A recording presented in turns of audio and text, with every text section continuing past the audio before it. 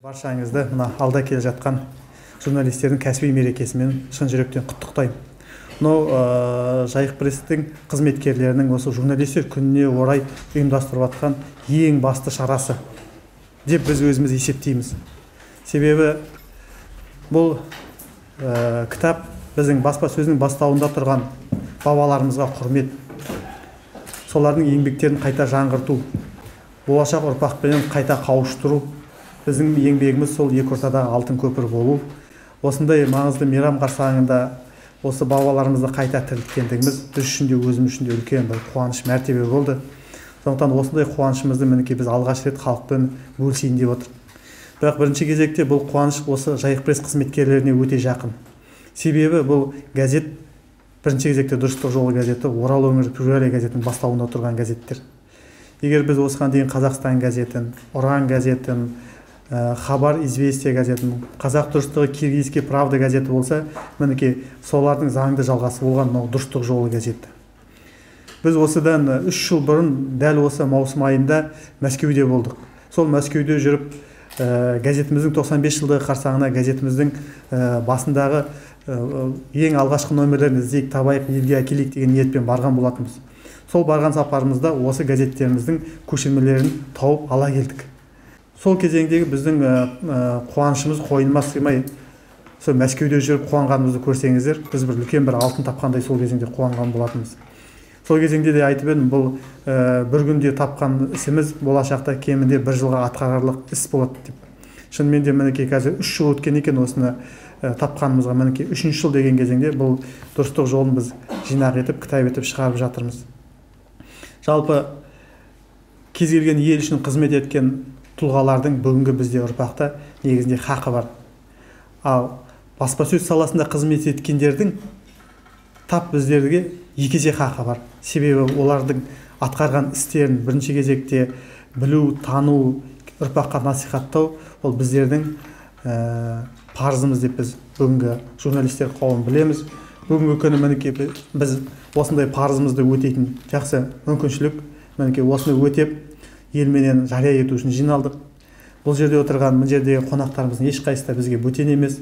Осы іс-шараларды жасап жатқан кезеңде түрлі талай қолдауларын жасап, көмек беріп жатырды, ақыл кеңестерін алып жаттық. Сондықтан барша қонақтарымыздың арнайы уақыт бөліп келгендеріне мен ризашылығымды білдіремін.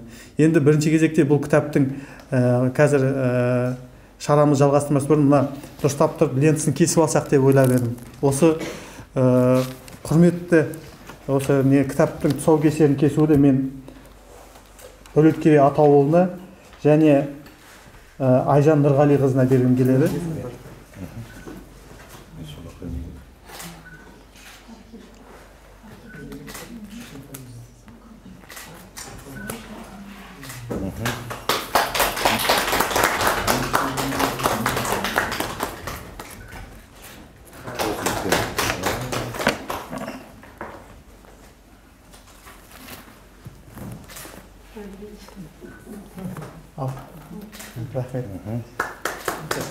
Ең бірінші кезекте отырысымызды бастамас бұрын мен сіздерге осыдан 3 жыл бұрынғы түсірілген видеолардың легін сіздерге көрсеткім келеді.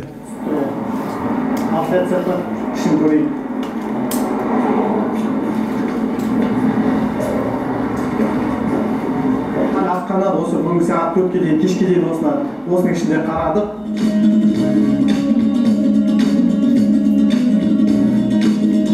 Осыларды атқарып келіп, нәтижесін бүгін мінекей соңғы нәтижесі деп айтуға болады. Себебі біз Қазақ дұрыстығы, Киргизский правда, Хабар Известия бәрі сол кезде тауып келдік.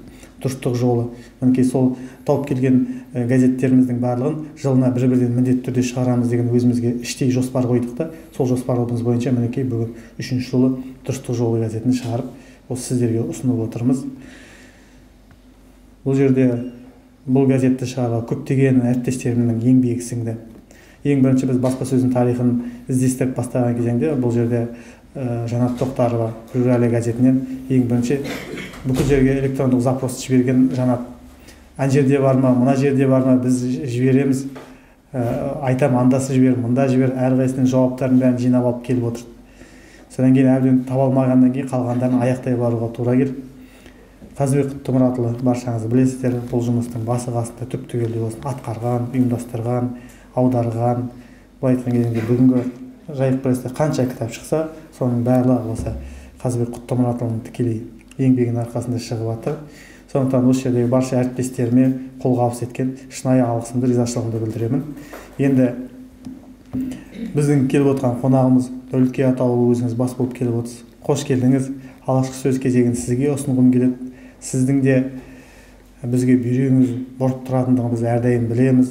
Сіздің жерге туып өскен жеріңіздің өзі осы тұлғалардың еңбек еткен жері. Сіз бұны бізден де жақсы білетіндігін, біздің тарихымызды бізден артық білетініңізге біз білеміз. Сіздің әр айтқан әңгімелеріңізді әрдайым тыңдауға біз ниеттеніп отырамыз. Дәулеткерей аға осы жерде не айтады екен деп, мінекей біздің қуанышымызға келгеніңізге қуаныштымын. Алғашқы сөз кезегін өзіңізге ұсынсам. Іс қылып жатсыңыздар, үлкен ұлы іс қылып жатсыңыздар.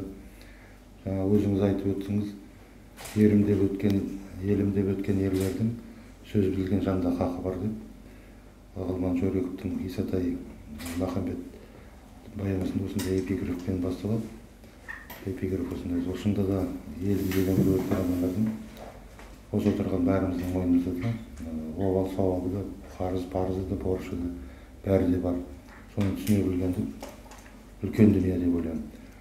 Ғұмар Қараштың дұрыстық жолы дегенде көріп отырмыз. Ғұмар Қараш көптеген қазақтың сөзін өте орынды, терең пайдалана білген адам. Мына Гогольдің ревизорын аяқтағанда Гоголь ескертеді: мына спектакльді, пьесаны қоятындар соңғы мына немая сценаға назар аударса екен деді. Ал енді мына Пушкинде Моцарт пен Сальери дейтін шығармасында бастапқы ең бірінші көрініске назар аударса екен дейді. Өйткені жаңа қызғаныштан жарлайын деп жүрген Сальери Моцартты өлтіріп тынады ғой, сол кезде кешірім өтінемін. Сонда оның алғашқы сөзі бар, жүгіріп шығатын сахнаға шығып. Соған назар аудармаса, актер көріп отқан көрермен түсінбей қалуы мүмкін. Говорят, нет правды на земле, а ее нет ой выше дейді. Жер бетінде біз правда деген шындықты ойлаймыз ғой. Сонда мына Ғұмар Қараштың дұрыс дегеніне қарап отырып ойланып жатқаным ғой. Мен соны орысшасын айтқанда, қазақшасын мына қандай балама табамын деп. Міне жер бетінде дұрыстық жоқ дейді. Дұрыстың өзі Құдайда жоқ дейді. Өйткені жаңағы Моцартқа берген талантты маған бермеді деп айтып тұр. Міне көрдіңіздер, сонда мына дұрыстық деген қазақтың бір сөзі, дұрыстық. Расында да бұл кәдімгі үлкен қандай термин?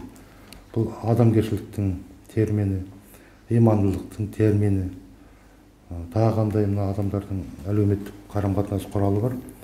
Біздің қазіргі институттар соның бәрінде де осы дұрыстық жүре алады. Сол дұрыстық деп газетке ат қойып, осыны қалдырып кетіп жатыр Ғұмар Қараш. Дұрыстық керек деп айтпаймын қазірде. Біз әшейін ауызекі сөз деп ойлаймыз, ана Ғұмар Қараш қандай деңгейге көтеріп жіберген. Дұрыстық деген бір ғана сөз. Сондықтан атқарған істеріңіз орасан. Бүгін шараны өте дұрыс ұйымдастырып отырсыздар. Қазақ журналистерінің, Қазақстан журналистерінің кәсіби мерекесінің алдында біздің терең тамырымыз бар екенін, осы журналистика саласында қызмет жасаған қазақтың атпал азаматтары болғандығын, олардың рухы да құқылы екенін, осы жерге жүруге олардың да моральдық құқығы бар екенін осы ертең атап өтілетін күнде. Мына отырған жас журналистер де, менің үлкенді кішілі әріптестерім де, біздің де бір күнде пайда болмағанымызды, алдымызда үлкен ағалардың болғандығын еске салып отыру, ол үлкен парыз, борыш, тәрбие шынын айтса. Сондықтан еңбектеріңіз жемісті болсын. Үлкен қызмет, тарихи қызмет. Бұның бағасын тарих береді. Бүгін тек кітаптың шыққанына ғана қуанып отырмыз, қолымызға алғанына. Әлі парақтап ішінде не бар екенін оқып та үлгергеніміз жоқ. Бұл қызмет жасай береді. Тарихшыларға қызмет жасайды, әдебиетшілерге қызмет жасайды, тіл тану мамандарына қызмет жасайды. Жалпы елдің өткенін білгісі келетін адамдар үшін де қызмет жасайды. Бұл кітап, мен ойлаймын, әрбір қазақтың тарихын қадірлейтін, қазақтың сөзін қадірлейтін адамдардың үйінде өзінің орнын алып тұратын кітап болады деп ойлаймын. Кітапханаға ізін құрғатпай, бұған шаң түсірмей алып оқып тұратын кітап болады деп ойлаймын. Сіздердің еңбектеріңіз жемісті болсын, мерекелеріңіз құтты болсын. Мына көзайым болып көріп жатқан қуанышымыз ұзағынан болсын. Осының барлығы да бізге бақыт, біздің маңдайымызға беріп жатқан бабалардың атын, кітабын ұстамақ түгіл, атын да естігенім жоқ, шынын айтса. Жаңа өзіңіз айтып жатқан Омар Қараштың туған жерінде дүниеге келдік, бірақ өтірікші бола алмаймыз. Омар Қараштың атын сол Жұлдыз журналынан 1989 жылы алғаш рет көргенмін. Сонда біздің көрші Темірболат дейтін аға айтып еді. Осының бір өлеңін жатқа айтамын деп, әкем мені үйге кіргізіп алып ұрсып еді, жаңа екінші карма аузың алушы болма деп, есік терезені жауып қойып деп. Осы күнге де жеттік-ау деп. Сондықтан сондай да замандар болған, лайымда сондай замандар болмасын. Сол болмас үшін тарихтан сабақ алайық. Ол сабақта ондай үлкен дүние емес, ең бастысы тарихымызды қадірлей білейік, тарихта жүрген тұлғаларды ардақтай білейік, солардың өмірінен тағылым алайық. Адамдар бір-біріне мейірімді болса, адамдардың бір-біріне деген құрметі болса, ондай замандар қайтып оралмайды ғой деп ойлаймын. Рахмет шақырғаныңызға. Мерекелеріңіз тағы да құтты болсын. Тәмимдар Сафиев деген азаматтың естелігі осының ішіне қоса берілді. Бұның естелігін біз облыстық музейден таптық. Ол музейдегі әріптестер барлығы көмектесіп бізге берді. Біз аударып оның барлығын. Ол аударманың ішінде қазақ тарихы үшін көптеген құнды мәліметтер бар. Адамның жалпы бүгінгі біздің 16-17 жылдардағы көзқарасқа түбегейлі өзгерістер әкелетін де бір мәліметтер бар. Біз сол осы газеттің бастауында тұрған тұлғалардың бірі Тәмимдар Сафиев болғаннан кейін соның еңбегін осының ішіне қоса бірге беріп отырмыз. Зерттеушілерге де ыңғайлы болсын, осыны қарап зерттесін деп осы кітап шығаруына үлес қосқан адамымыз бар. Ол жаңа айтып өткен Тәмимдар Сафиевтің қолжазбаларын түгелі аударған Гүлмару Мырзағалиева. Қош келдіңіз, көп рахмет, алғысымызды білдіреміз барша әріптестердің атынан. Енді жаңа айттым, бұл істің барлығының басқасында Қазыбек Құттымұратұлы әріптесіміз болды. Сондықтан алғашқы сөз кезегін осы кітапқа қатысты қалай шыққанына байланысты сөз кезегін әріптесім Қазыбек Құттымұратұлына беремін. Мынау баспасөз тарихын зерттеушілерге, ғалымдарға, өлкетанушыларға үлкен көмек деп ойлаймыз. Соның ішінде бұл енді тек қана санаулы адамның емес, үлкен ұжымның еңбегі. Бұл кітаптардың шығуына барша әріптестеріміз үлес қосты. Оның ішінде мынау жергілікті архивтер бар, жергілікті музейіміз бар. Атап айтқым келеді, мынау Батыс Қазақстан облыстық өлкетану музейі, тарихи өлкетану музейін. Біздің осы жердегі қанша кітап бар, соның барлығының үлесі, осы музейдің үлесі өте үлкен. Соның ішінде біздің Мұстафа Смағұлов деген ағамыздың қалдырып кеткен мұрасы Шан теңіз. Осы кезінде, совет үкіметі кезінде неше түрлі әрекет жасаса да шығара алмаған. Осы Қазақстан газетін, Ұран газеті болсын, шығара алмай кетті. Бірақ кейін сондай заманның болатынын біліп, ол кісі бүкіл деректің барлығын жинап, қаттап, әп-әдемі қылып салып кеткен. Оны сол күйінде тұтас сақтап, біздің қолымызға жеткізген мына жерде Марина Қожақызы отыр. Енді осы араб алфавитінен қазіргі жазуға көшіруге көптеген адамдар көмектесті. Гүлмару Самиғоллақызы келіп отыр бүгін арнайы. Сондықтан бұл баршамыздың ортақ қуанышымыз деп есептеймін. Құтты болсын. Енді жалпы өлі риза болмай, тірі байымайды деген қазақтың танымы бар әуелден. Бұл мынау біз журналист болғаннан кейін аға буын, біздің алдымыздағы ағаларымыз, аға журналистер, осы кісілер бұлардың сөзін тірілтіп, қазіргі мынау 100 жылдан кейін қайттан оқырманымен табыстырып жатқан осы ісіміз. Бұл тегін кетпес, біздің де алдымыздан жақсылық болып шығар, елдің алдынан жақсылық болып шығар деп ойлаймыз. Сондықтан баршаңызды құттықтаймын бүгінгі жақсы қуанышты оқиғамен. Бұрында да айттым, қазір де айтамын, бұл кітаптарды шығарған кезеңде біз бірінші кезекте осы тарихшыларымыз үшін шығарып жатырмыз. Себебі тарихи айналымға енгізу, оны зерттеп Қазақстанның тарихын қайта жазған кезеңде осының барлығын ескере отырып зерттей келіп, осының ішіндегі қажетін алып, егер өмірімізде өткен қателіктер, қия басқан жерлер болса, содан сабақ алу үшін жасаймыз деп айттым. Сондықтан тарихшылар Есқайрат, Жәнібек бауырларымыз келіп отыр. Қош келдіңіздер. Ал өздеріңіздің пікірлеріңізді білдіре отырсаңыздар. Болып арнайы ол кездерде копиясын жасап, солай енді жұмыстанып, солай отырады. Олар енді институттың адамдары. Ал шынына келгенде бұл 5 кітаптың шығуы керек десек, сол Алматыдағы тіл институты бар, тарих институттары бар. Сол үлкен институттардың бір жұмысы деп те айтсақ болады. Яғни бір үлкен институттарға татырлық іс болып табылады бұл. Ал енді газет деген бұл енді 20 ғасырдың басында газеттер, баспасөзде негізінен тарих жазылған. Себебі газет деген бұл енді қоғамның айнасы, сол заманның бір бет бейнесін көрсетеді. Сол кездегі азамат соғысына қатысты, сол кездегі тарихи тұлғаларымызға қатысты деректерді осы жинақтардан біздер алуымызға болады. Себебі кезінде біздер өзіміздің диссертацияларымызды жазған кезде қолданғанда мынау қазақ газеті деген болды. Сол қазақ газетінің жинағы болды.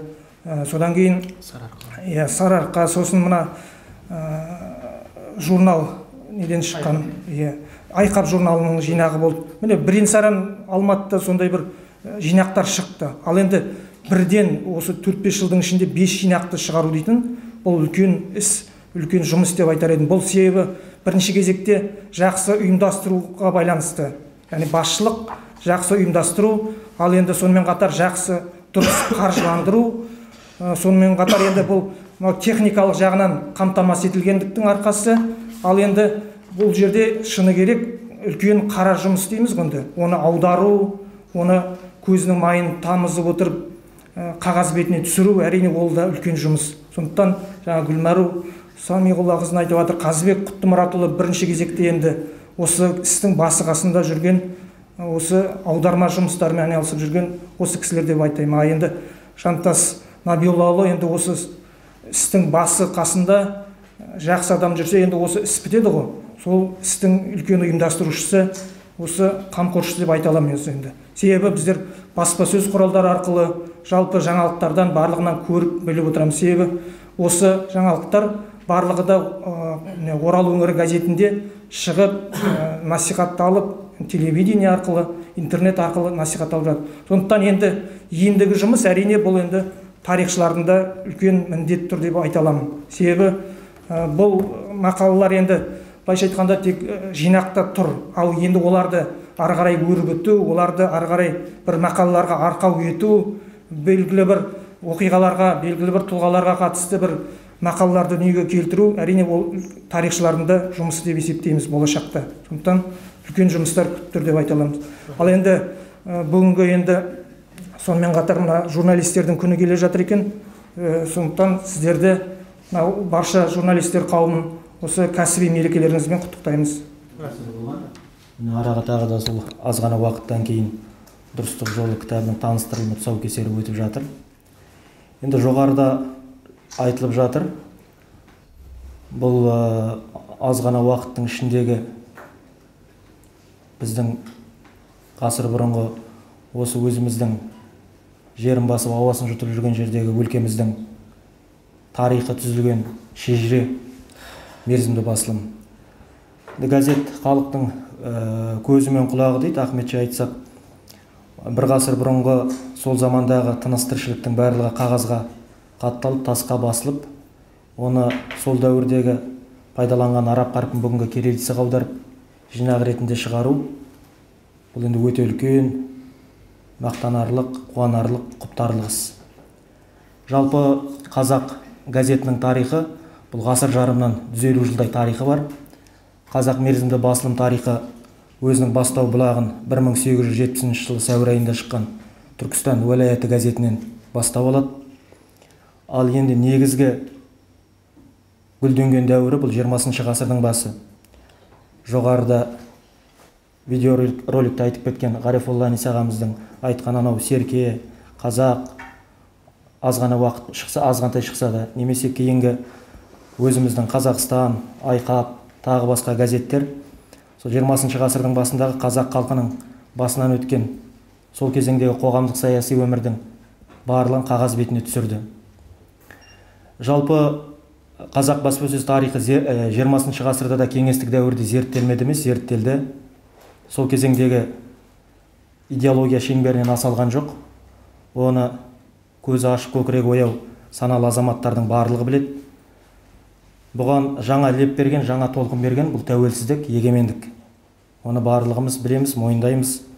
Егемендік алған жылдары осы 25 жылдың ішінде қазақ мерзімді басылым тарихына қалам тартқан бірнеше ғалымдар бар қазақ тарихында. Докторлық диссертациялар қорғады, кандидаттық диссертациялар қорғады. Оның арты түрлі жүйелі ізденістерге жол ашты. Марқұм Әл-Фараби атындағы Қазақ ұлттық университетінің профессоры Қамбар Абаев мерзімді басылымнан докторлық диссертация қорғады, кейін монография болып жарық көрді.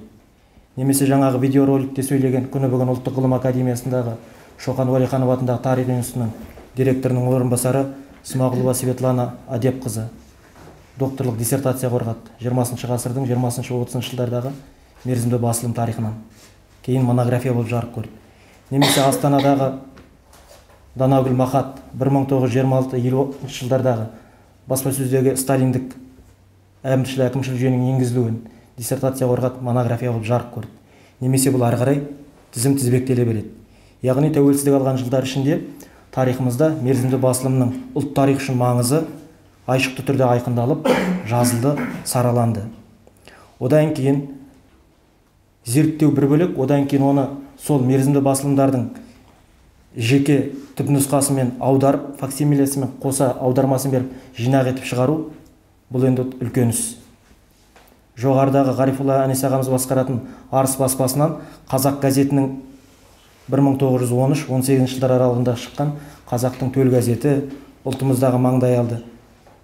Жоғарыдағы Светлана Адепқызы Смағұлова аударып, енді біздің өзімізге, өлкемізге оралға тек 13 пен 14 жылғысы келді. 13 жылғы жеке кітап, 14 жылғы жеке кітап, енді 15-16 кейінгі жылдарын шықпаған мен өзім көргенім жоқ. Бұның міне Алматыдағы үлкен ғалымдардың бұның барлығын шығару неге? Өйткені мерзімді басылық тарих үшін бұл төл дерек. Бұндағы барлығы біздің сырттан жазылған басқа көрші елдердің жазған емес, өзіміздің бабаларымыздың сол кезеңдегі жазып қалдырған қоғамдық саяси өмірдің қатталып қағазға түсуі. Жалпы 20 ғасыр қазақ тарихы үшін маңызды кезең, аласапыран уақыт. Аз ғана уақыттардың ішінде санаулы секунд минуттарда күн сайын биліктің өзгеруі, тағы.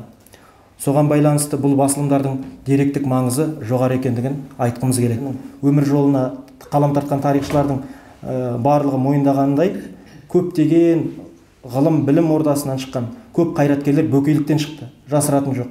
Жаңағы айтқан Ресейдің тіпті шетел асып әрден білім ордаларында білім алған. Солардың қоғамдық саяси қызметкерінің барлығы осы газеттің беттерінде жатыр. Сондықтан бүгінгі болып жатқан шара, мынау жарыққа шыққан жеке-жеке жинақ болып шыққан кітаптардың біздің өлке тарихымыз үшін, қала берді болашақ тарих үшін ерекше құнды іс-шара, құнды дүниелер деп айтамыз. Өйткені тарих бүгінмен шектелмейді, болашаққа жалғасады. Бұл сондықтан болашақ ұрпақ үшін кез келген қағазға, тасқа басылып қағазға жазылған, ол 5 дана болып шықсын, 10 дана болып шықсын, керек адам қай уақытта да тауып алады. Сондықтан кейінгі ұрпақ үшін де істеліп жатқан ұлағатты істеп білемін. Мәселелердің басын халыққа жеткізесіздер деген сенімдеміз. Сәттілік тілеймін. Құрметті бүгінгі тұсаукесерге қатысушылар, бүгінгі осындай үлкен шарамен бәріңізді құттықтағым келеді. Сосын біріншіден журналистер қауымын кәсіби мерекелеріңізбен құттықтағым келіп отыр. Себебі біздер үшін, халық үшін қашанда жаңа жақсылықтарды жеткізушілер сіздер, қашанда көпір болып табыласыздар мына халық пен биліктің ортасында. Сондықтан сіздерге творчестволық табыс, қашанда алатын қамалдарыңыз көп болсын деп айтқым келеді. Енді Жантас Набиоллаұлы, Қазбек Құттымұратұлы, сіздердің көп жылдан бергі жасап келе жатырған еңбектеріңізге, бүгінгі тұсаукесерлеріңіз, бүгінгі жұмысыңыздың нәтижесі мен үшін өте ерекше болып табылады. Себебі мына айтып кеткім келеді. Осыдан 1-2 жыл бұрын Жантас Нәбиуллаұлы құжаттарды, газеттердің бәрін электрондық форматқа көшіргісі келіп тұрып, сондай бір ұсынысы болған. Сол уақытта енді мен тарихты сақтаушы ретінде, сол өздеріңіз бәріңіз білесіздер, біздің мұрағатта бір ғасырлық газеттеріміз бар. Бір ғасырлық газеттерді облыстық сақтауда тұр.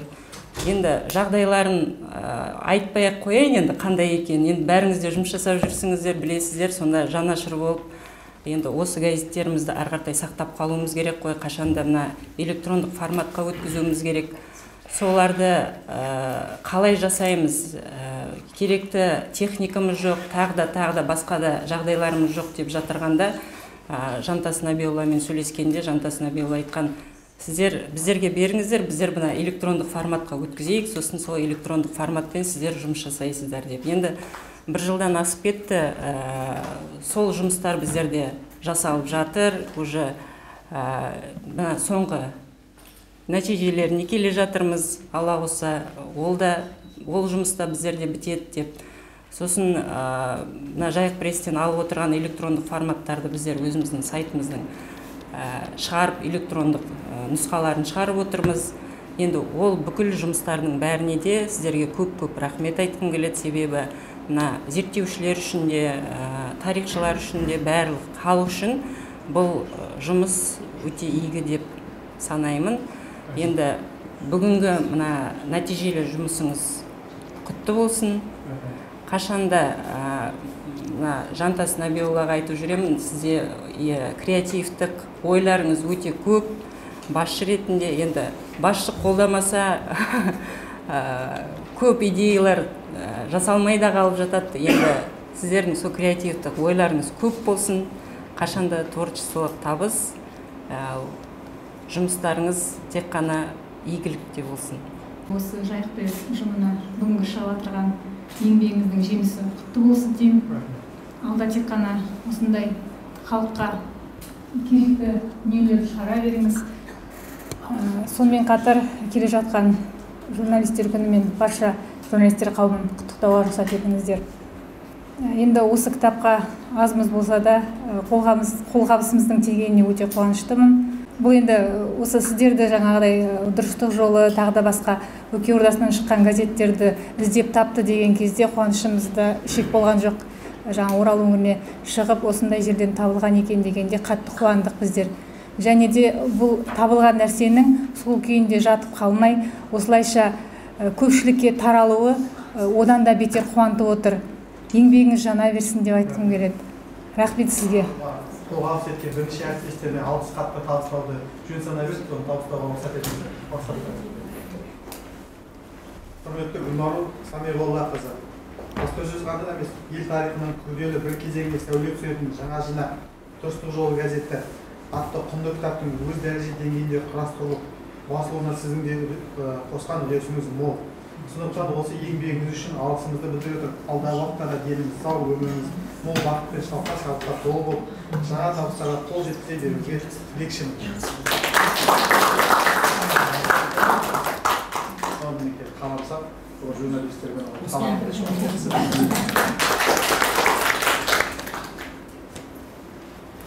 дәл осындай алғыстар Марина Қожақызына.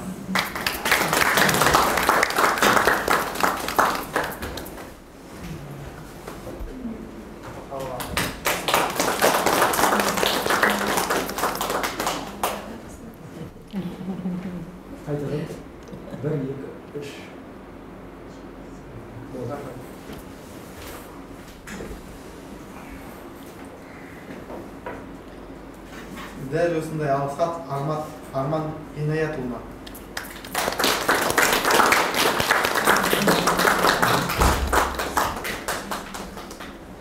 Бұл кітаптардың барлығын дизайн жасап отқан 5 кітаптың да осы азамат осы жігіттің қолынан шығарған.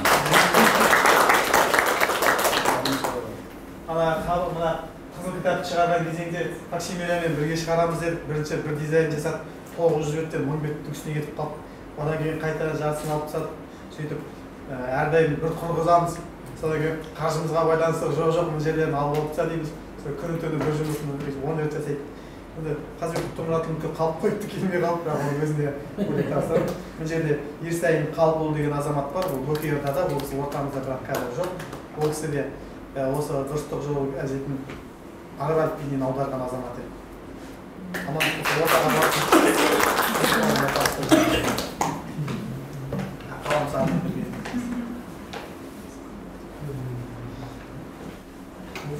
Осы жерде тағы бір адамға мына кітапты салтанатты түрде табыстағым келіп тұр. Бұл өңіріміздегі баршаңыз әлеуметтік желіде жақсы көріп танып жүрсіздер, Гүлфайрuz Ахмет. Әлеуметтік желіде шыққан ең бірінші сұраған осы кітапты қалай алуға болады? Осы отырысқа шақырдық, бұны өте арнайы келіпті. Қош келдіңіз, қабыл алдыңыз.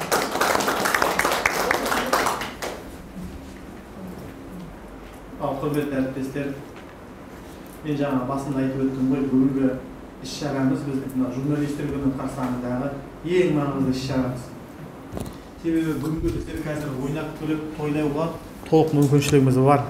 Себебі біздің барлығымыз қаржыны, мысалы мемлекеттік басылымдар мемлекеттен алып отыр, жекеменшіктегілер олар да әртүрлі жолдарын іздеп тауып жатыр. Бірақ 20 ғасырдың басында Қазақстанды шығарған азаматтар, немесе осы дұрыстық жолы газетін шығарған азаматтар, бұлар халыққа біз халықты белгілі бір бағытқа жөн сілтеу үшін, халықтың білімін көтеру үшін не істей аламыз, қандай алмағайып заманда ақыл кеңесті қалай береміз деп газет шығарған жөн деп санап, содан кейін өз қаражаттарын ортаға салып, өз жеке қаражаттарының есебінен осындай газетті шығарды. Яғни олардың ісі жанкештілік, халықты аман сақтап қалу, халықты дұрыс бағытқа беру. Мінекей бүгінгі біздер үшін, қазіргі журналистика саласындағы азаматтар үшін жеке бастың мүддесінен елдік мүддені әрдайым жоғары қойып отырып, солай қызмет етуге кәдімгі нақты шынайы үлгілі істері. Бүгін мінекей мына журналистер күні қарсаңындағы біздің бүкіл баспасөздің бастауында тұрған бабаларымызды осы жерде әдейі насихаттау, олардың еңбегімен қайта қауыштыру біздің басты мақсатымыз еді. Сондықтан бүгін соны жасай алдық. Мына журналистер күні қарсаңындағы Жайық пресстің биылғы жасап отырған ең маңызды іс-шарасы бүгін мінекей осы іс-шара. Сондықтан осы іс-шараға баршаңыз қатынасып, шынайы тілектеріңізді, көңілдеріңізді білдіргендеріңізге рахметімді айтамын. Сіздердің баршаңызды да келе жатқан мейраммен шын жүректен құттықтаймын. Осындай елдік мәселеде әрдайым басымыз бір жерден табылсын. Көп рахмет.